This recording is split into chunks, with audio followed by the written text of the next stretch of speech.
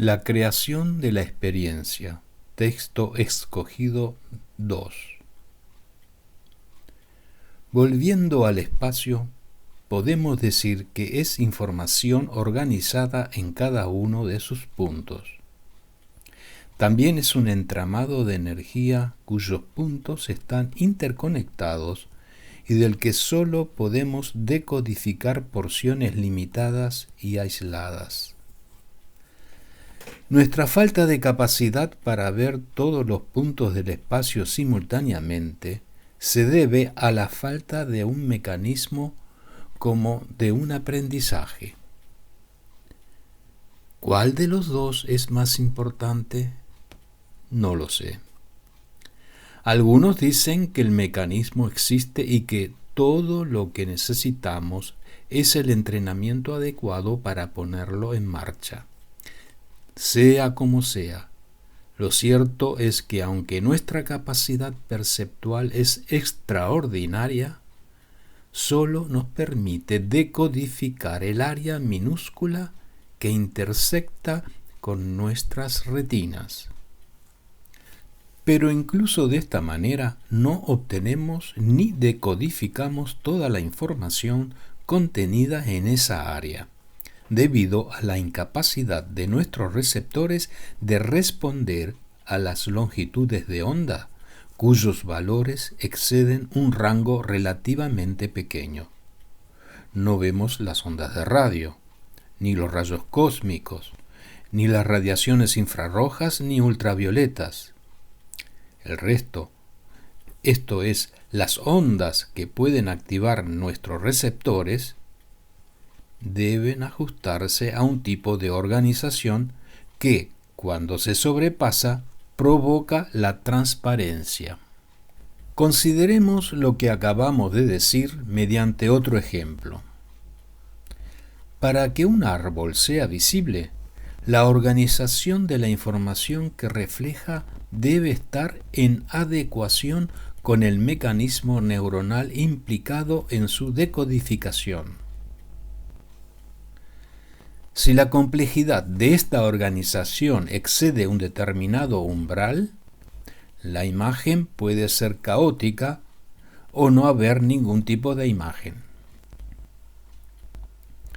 Si aplicamos estas consideraciones al espacio y a la materia, podemos extraer algunas conclusiones. La primera se refiere a la transparencia del espacio y a la apariencia sólida de los objetos. Como ya hemos dicho, somos incapaces de ver y de decodificar simultáneamente todas las porciones del espacio. Decodificamos tan solo las porciones que intersectan nuestros receptores retinianos, que las transforman en espacio transparente y objetos sólidos. La diferencia entre transparencia y compacidad no es más que un grado de organización. El espacio transparente tiene una organización demasiado compleja para que podamos decodificarlo algorítmicamente. Lo que llamamos materias es menos complejo, por lo que resulta mucho más sencillo reducirlo a un algoritmo. Si la facilidad o la dificultad de realizar una reducción algorítmica es una medida de organización, entonces un objeto material que se perciba como un espacio sólido y transparente es visto de esta forma debido a que la porción del espacio contiene la información sobre ambos. Pero el espacio transparente está representado por una organización tan compleja que no somos capaces de decodificarla. En otras palabras, y en un contexto más general, la materia es una forma de organización del espacio que el cerebro de los seres humanos y de otros animales pueden decodificar y reducir a un algoritmo neuronal, mientras que la transparencia y la ausencia de materialidad son espacio organizado de una complejidad tal que somos incapaces de decodificar. De aquí podemos establecer que la diferencia entre el espacio y la materia es un producto de la actividad neuronal. En realidad, el espacio y la materia son parte de un continuo que cambia en organización y en complejidad. Vemos un objeto material cuando estamos en contacto con las zonas del continuo espacio-materia que podemos organizar, y vemos el espacio transparente cuando no podemos descubrir ni decodificar un tipo de organización de la energía que sobrepasa nuestra capacidad. He estado hablando sobre algoritmos, que son una medida de la organización, y sobre la decodificación, como una capacidad de llevar a cabo una reducción algorítmica. ¿Qué significan estos términos? O, más concretamente, ¿qué es el espacio organizado? ¿Y en qué podemos apoyarnos para definir y medir su organización? La ciencia química es extraordinariamente profunda en su capacidad de algoritmización. Un simple ejemplo tomado de esta disciplina nos ayudará a entender los conceptos de algoritmo, decodificación y organización. Supongamos que frente a nosotros tenemos una muestra de agua y otra de ADN. Los dos son compuestos organizados, esto es, ambos pueden ser reducidos a fórmulas algorítmicas. En el caso del agua, esta fórmula es la representación tridimensional de 2 átomos de hidrógeno y 1 de oxígeno repetido miles de millones de veces. La fórmula H2O o su representación espacial es un algoritmo que, al combinar los elementos químicos que representan de forma adecuada, reconstituye para nosotros la muestra original. La organización del agua es la forma en que se relacionan entre sí e interactúan los elementos que la constituyen. La decodificación de la organización del agua consiste en su representación algorítmica. Por consiguiente, organización, decodificación y algoritmo son conceptos que se definen mutuamente. La complejidad de una organización se mide por el número de elementos que forman parte de ella, por sus interacciones y por la complejidad del algoritmo preciso para representarla.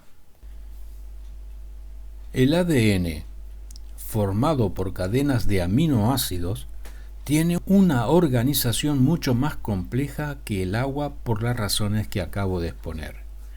El número de elementos que forman parte del ADN, sus interacciones mutuas y el algoritmo preciso para representarlos son mucho más complejos que en el caso del agua. La misma situación se mantiene en lo que se refiere al espacio. El cerebro intersecta información espacial y transforma su organización en un algoritmo o en una serie de ellos. Los objetos materiales se pueden algoritmizar más fácilmente que el espacio, razón por la que aparecen como entidades sólidas y concretas, mientras que el espacio es transparente y sutil. Como veremos en capítulos posteriores, las operaciones algorítmicas que realiza nuestro cerebro comienzan con la activación de los receptores retinianos y finalizan con la activación de códigos neuronales altamente convergentes en estructuras polimodales que representan la organización del continuo espacio-materia en lenguaje cerebral. En la concepción kantiana del espacio se encuentra implícita la consideración de su carácter inflexible, la idea de que el espacio tiene una existencia a priorística indica que el espacio viene dado como tal y que ningún proceso de aprendizaje puede o podría cambiarlo. Esto es cierto en el caso del espacio abstracto de Kant. Sin embargo, si consideramos al espacio como un entramado de energía organizada, la característica no plástica de la percepción del espacio es falsa. Hemos aprendido a detectar organizaciones espaciales específicas y este aprendizaje explica largamente la evolución de la percepción. Probablemente los seres humanos que vivieron en nuestro planeta hace millones de años veían como espacio transparente alguna de las cosas que nosotros hemos llegado a percibir como objetos materiales. A la inversa, es posible que en alguna etapa futura los hombres vean objetos materiales y sólidos donde ahora no vemos más que espacio transparente. Parece, pues, que la percepción del espacio y la imagen de los objetos materiales se modifican con el aprendizaje. Si un objeto material es espacio organizado, el aprendizaje consiste en una capacidad incrementada para detectar esa organización específica. De hecho, los objetos que vemos son materializaciones cerebrales del espacio. El espacio, visto como organización de la energía, puede ser estudiado, como estamos haciendo aquí, desde el punto de vista de la fenomenología y funcionamiento de la percepción. Las características de esa organización son las siguientes. 1. La organización del espacio es variable. 2. El espacio y la materia son un continuo. 3. Para nosotros, los objetos materiales son un extremo de la organización del espacio. 4. El cerebro es el que crea la transparencia del espacio y la solidez de los objetos materiales. 5. La organización del espacio es el modo en que está contenida la información en cada una de sus partes. 6. Todo el espacio es afectado por el cambio de cualquiera de sus partes. 7. No hay espacio vacío. Este último punto merece un comentario adicional. Supongamos que un astronauta está flotando en medio del espacio en un punto en que la estrella más próxima se encuentra a muchos años luz. Supongamos que los análisis químicos más detallados no puedan detectar la menor cantidad de materia. Desde el punto de vista de la química, ese espacio sería considerado vacío. Sin embargo, el astronauta desde el lugar en que se encuentra puede ver las estrellas. La parte del espacio que intersecta con su retina está organizada y llena de información. Ese espacio no está vacío en absoluto. Si cada parte del espacio contiene información sobre el resto del mismo, y solo podemos decodificar y percibir una parte, ¿qué pasaría si tuviéramos visión simultánea de varias porciones? Con bastante certeza, el espacio cambiaría frente a nosotros. la visión simultánea de porciones organizadas de ese espacio nos otorgaría una capacidad maravillosa. Podríamos ver con claridad las influencias directas de un acontecimiento sobre los demás. De hecho, podemos detectar algunas de esas influencias, pero de una forma muy restringida. Lo hacemos con solo una de las porciones del espacio. Recordemos el ejemplo del mosquito. Un mosquito que vuela a 100 metros de nosotros afecta a cada porción del espacio a nuestro alrededor. El hecho de que seamos capaces de ver el vuelo del insecto es una demostración obvia de que sus movimientos están cambiando la organización de la parte del espacio intersectada por nuestros receptores retinianos. Ese cambio de la organización contiene el vuelo del insecto en una representación energética codificada. Podemos así ver la influencia de una porción del espacio en las demás y la conexión que hay entre ellas. Sin embargo, el vuelo del insecto no solo afecta a la porción del espacio que vemos, sino a todo el espacio. Si consideramos al insecto como un punto matemático en movimiento, entonces todo lo que rodea a ese punto cambia su organización.